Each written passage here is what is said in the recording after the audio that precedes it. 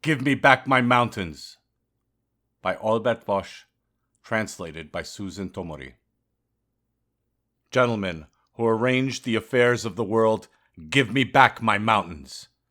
I confess honestly, I am not interested in your political affairs, your world views, or in your grandiose theories, with which you desire to arrange the fate of millions of people.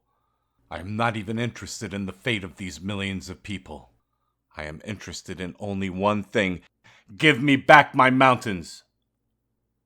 No matter what the scientists, the lawyers, and the soldiers say, those mountains are mine, just as I too have belonged to them from the moment that I was born at their feet in that little house, and they looked upon me through the window. They were not mine according to a real estate register, that is true, but they were mine according to God's order, by the fact that I was born there and became a man there. Give me back my mountains. Look, gentlemen, pretty soon it will be 50 years that you dragged me into this game. You played war and divided my homeland on my skin. You handed me back and forth in my mountains, too, like children give their toys to one another. And I obediently acted out everything you ordered. The fate of a minority, humiliation and oppression, persecution for my language and race.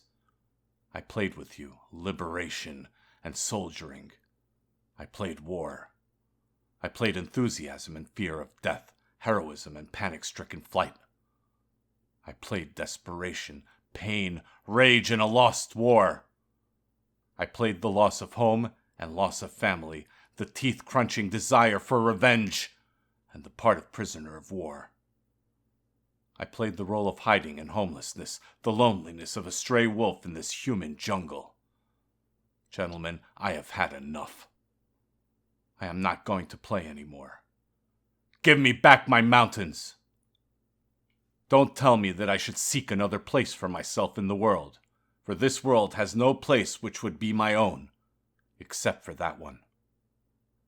Don't tell me that you'll allow me into this or that country, because I have nothing to do in those countries. Don't tell me that I will find myself mountains in the Cordilleras or Sierra Nevada, because those mountains are someone else's, not mine. For me, those mountains don't offer beauty or peace. Give me back my mountains. And don't tell me that I am not the only one with such a fate, because millions became homeless as a result of your games, and I am just one of the millions. To me, it is no consolation to know that millions hurt from the same pain as mine. My hurt is within me, and it hurts me. Give me back my mountains. Neither should you tell me that there are many who lost more, for nobody lost so much as I.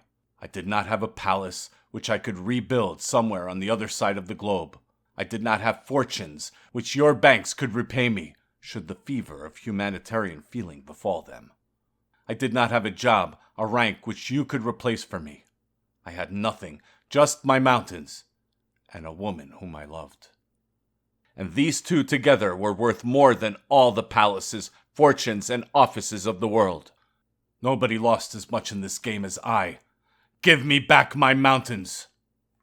Gentlemen, I humbly believe that you are great and powerful, that with one move of your finger millions die, nations change owners, and continents sink into the depth of the seas. But beyond this, I would like to believe that you honor justice and the law which God gave this world, and that in your heart goodwill filters the moves of even your little finger. However, this I can believe only when you erase the damage which was unleashed upon this world following your games, and you give me back my mountains. Gentlemen, I am going to tell you the story of my life.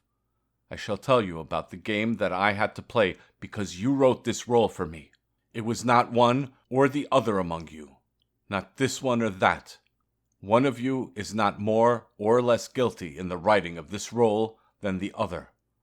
All of you together are responsible for this awful game. All of you who arrange the world's affairs within and beyond the borders and wire fences and continents.